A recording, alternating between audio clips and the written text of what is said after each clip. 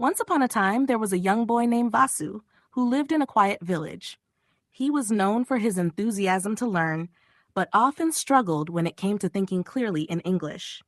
Vasu's dream was to communicate confidently in English, but he found it difficult to form thoughts in English, especially when speaking to others. One day, while walking near the village's old library, Vasu met an elderly man who had traveled all over the world and spoke several languages fluently. This man, known as Professor Raghav, noticed Vasu's thoughtful expression and approached him. "Why do you look so troubled, young one?" Professor Raghav asked kindly.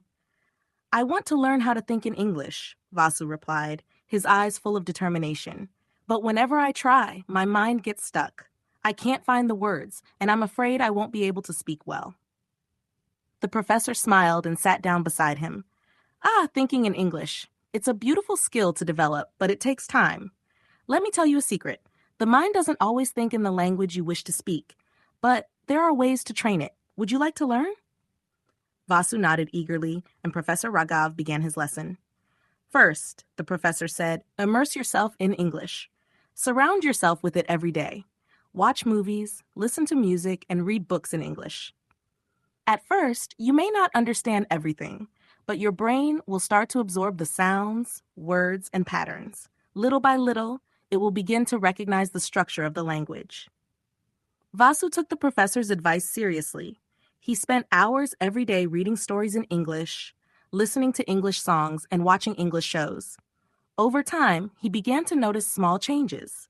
He could understand more words, and he started to remember phrases that seemed familiar to him. Second, the professor continued, don't translate everything in your mind. Instead, try to think directly in English.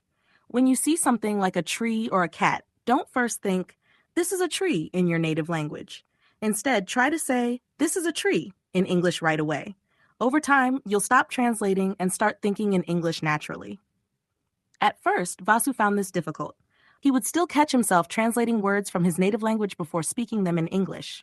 But he persisted. Whenever he saw something, he would try to form a simple sentence in his mind, like, "The sky is blue," or "I have a book." The professor's next advice was crucial. Third, speak as much as you can. Don't be afraid to make mistakes. Speak even when you're unsure of the words. The more you speak, the more comfortable you'll become. And remember, your brain learns by making mistakes. Each mistake is an opportunity to learn. Vasu followed this advice too. He began speaking with his friends in English, even if he made mistakes. The more he spoke, the less nervous he became, and soon the words started coming more easily.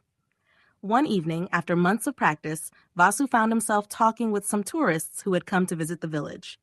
Without thinking, he spoke to them in English, and to his surprise, the conversation flowed smoothly.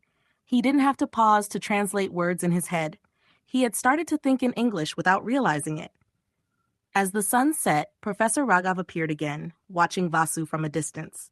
Vasu smiled and waved, grateful for the professor's wisdom. "You've done well, Vasu," the professor said. "You've learned the most important lesson. Thinking in English comes with time, practice, and patience. Keep going, and one day, English will be as natural as breathing." From that day on, Vasu continued to practice, and his ability to think in English grew stronger. He became fluent, not because he tried hard to memorize words, but because he had allowed his mind to absorb the language, make mistakes, and most importantly, think in it. And so, Vasu's journey to thinking in English became not just a lesson in language, but a story of persistence, patience, and the power of practice.